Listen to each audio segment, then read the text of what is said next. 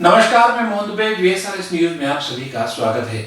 आइए नजर डालते हैं देश और दुनिया की तमाम टॉप 10 खबरों पर। बीएसएफ समारोह को संबोधित करते हुए गृह मंत्री अमित शाह ने देश के लिए जान गंवाने वाले जवानों को नमन किया। इस दौरान अमित शाह ने कहा कि बीएसएफ और सीमाओं की रक्षा करने वाले हमारे सुरक्षा बलों के जवानों ने आज भारत का नाम रोशन किया है। अर्धसैनिक बलों के दम पर भारत विश्व मानचित्र पर अपनी छाप छोड़ रहा है। दुनिया में भारत की स्थिति मजबूत करने के लिए इन वीर योद्धाओं को भुलाया नहीं जा सकता। मैं उन लोगों को नमन करता हूं जिन्होंने देश के लिए सर्वोच्च बलिदान दिया है। भारत अमेरिका रक्षा साझेदारी को मजबूत करने का एक और संकेत देते हुए अमेरिकी नौसेना ने पहले 2 MH-60R मल्टी रोल हेलीकॉप्टर्स भारतीय नौसेना को सौंपे। भारतीय नौसेना अमेरिकी सरकार से विदेशी सैन्य बिक्री के तहत लॉकहीड मार्टिन द्वारा निर्मित ये 24 हेलीकॉप्टर खरीद रही है, जिनकी अनुमानित कीमत $2.4 अरब है। सैन डिएगो के नौसैन्य हवाई स्टेशन नॉर्थ आइलैंड या NAS नॉर्थ आइलैंड में हुए समारोह में अमेरिकी नौसेना ने भारतीय नौसेना को औपचारिक तौर पर हेलीकॉप्टर सौंपे। इस समारोह में अमेरिका में भारत के राजदूत तरनजीत सिंह संधू शामिल हुए। राजदूत संधू ने कहा कि सभी मौसमों में काम करने वाले मल्टी रोल हेलीकॉप्टरों का बेड़े में शामिल होना भारत अमेरिका द्विपक्षीय रक्षा संबंधों में महत्वपूर्ण कदम है। उन्होंने ट्वीट किया, भारत अमेरिका की दोस्ती नई ऊंचाइयां छू रही है। प्रधानमंत्री नरेंद्र मोदी और राष्ट्रवादी कांग्रेस पार्टी अध्यक्ष शरद पवार की दिल्ली में शुक्रवार मुलाकात हुई। दोनों नेताओं के बीच करीब 1 घंटे तक बातचीत हुई। शरद पवार की इस मुलाकात को लेकर अटकलें लगाई जा रही हैं। सोमवार से संसद का मानसून सत्र शुरू हो रहा है। मानसून सत्र से पहले कल मोदी सरकार की ओर से सर्वदलीय बैठक बुलाई गई है।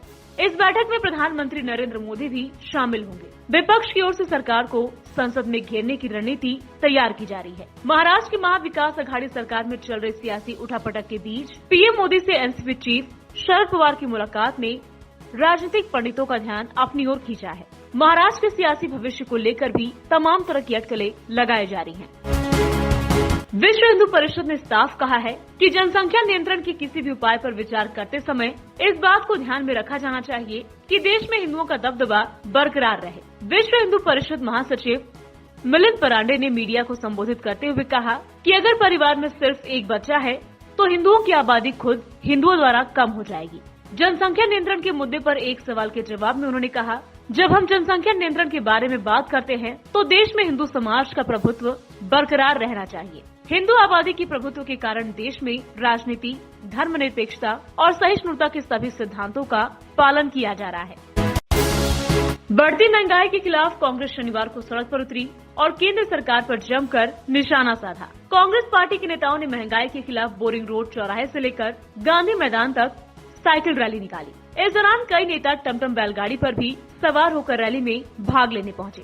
पूर्व निर्धारित कार्यक्रम के अनुसार बोरिंग रोड चौराहे पर सभी नेता एकत्रित हुए और गांधी मैदान तक साइकिल चलाई। गांधी मैदान पहुंचकर साइकिल रैली समाप्त हो गई। बूटलेग फायर वर्तमान में अमेरिकी राज्य ओरेगन में सबसे बड़ी आग है, जो 227,000 एकड़ से ज्यादा हो गई है, जो कि न्यूयॉर्क शहर से भी बड़ा क्षेत्र है, जिसमें केवल 7% नियंत्रण है। समाचार एजेंसी सिन्हुआ ने शुक्रवार को ओरेगन लाइव की रिपोर्ट के हवाले से कहा कि 6 जुलाई से शुरू हुए आग ने क्लैमथ काउंट में कम से कम 11 घरों, 35 अन्य संरचनाओं को नष्ट कर दिया है। अन्य 1900 खतरे में हैं। आग ने लगभग 2000 लोगों को निकालने के लिए प्रेरित किया था। ओरेगन लाइव रिपोर्ट में कहा गया कि इसकी वृद्धि ने गुरुवार शाम को लेक काउंटी में नई निकासी को प्रेरित किया। बूटलेग फायर ऑपरेशंस के प्रवक्ता हॉली क्रॉक ने कहा कि तेज हवाओं ने आग को उत्तर पूर्व में ढकेल दिया, जिससे वो बूटलेग फायर की पूर्वी लाइन से लगभग 6 मील उत्तर पूर्व में छोटे लॉक फायर की ओर बढ़ गई। भारत के केंद्रीय रेल मंत्री अश्विनी वैष्णव ने ट्रेन के इंजन में सफर किया। इस दौरान उन्होंने अधिकारियों को कई निर्देश दिए। रेल मंत्री ने साथ में यात्रा कर रहे अफसरों से रेल ट्रैक के बारे में जानकारी ली। वीडियो में देखा जा सकता है कि वो किस तरह से इंजन में मौजूद अधिकारियों से बातचीत कर रहे हैं, ट्रैक के बारे में जानकारी ले रहे हैं, जिसका न्यूज एजेंसी ANI ने एक छोटा सा वीडियो जारी किया है, जिसमें ट्रेन के इंजन में लोको पायलट के साथ रेल मंत्री सवार दिखते हैं। 52 सेकेंड के वीडियो में रेल मंत्री वैष्णव अधिकारियों, लोको पायलट से ट्रेन संचालन के दौरान होने वाली असुविधाओं, शिकायतों के बारे में जानकारी लेते दिखते हैं। कर्नाटक के मुख्यमंत्री बीएस येदियुरप्पा ने आज दिल्ली में गृह मंत्री अमित शाह से मुलाकात की। येदियुरप्पा ने दिल्ली में केंद्रीय गृह मंत्री अमित शाह के आवास से मुलाकात के बाद निकलते हुए उन्होंने मुझे कर्नाटक में सत्ता में वापस आने के लिए कड़ी मेहनत करने के लिए कहा और हमें लोकसभा चुनाव में और अधिक सीटें जीतनी चाहिए। येदियुरप्पा ने कहा कि गृह मंत्री अमित शाह ने कहा कि यूपी में 100% जीतेंगे और कर्नाटक में हमारा भविष्य उज्जवल है। उन्होंने कर्नाटक में पार्टी को मजबूत करने की जिम्मेदारी लेने की बात कही। मैं आपको विश्वास दिलाता हूं कि मैं पीछे नहीं हटूंगा और पूरी जिम्मेदारी लूंगा।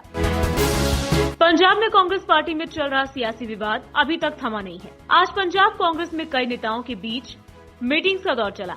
एक तरफ जहां नवजोत सिंह सिद्धू ने पार्टी के वर्तमान प्रदेश अध्यक्ष सुनील जाखड़ से मुलाकात की, वहीं दूसरी ओर पंजाब कांग्रेस के प्रभारी हरीश रावत ने चंडीगढ़ में कैप्टन अमरिंदर सिंह से मुलाकात की। हरीश रावत और कैप्टन अमरिंदर के बीच मुलाकात के बाद सीएम के मीडिया सलाहकार रविंद्र ठुकराल ने कहा कि हरीश रावत के साथ सार्थक मुलाकात हुई। दोहराया कि कांग्रेस अध्यक्ष का कोई भी निर्णय सभी को स्वीकार्य होगा।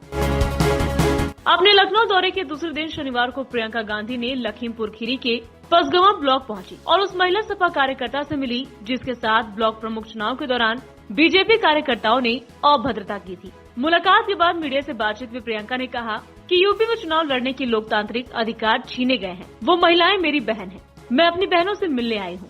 प्रियंका ने योगी सरकार से पसगवां ब्लॉक प्रमुख का चुनाव रद्द करने की भी मांग की है। प्रियंका ने आगे कहा कि प्रधानमंत्री नरेंद्र मोदी ने उन चुनाव में जीत की तारीफ की जहां हिंसा हुई और बम चले।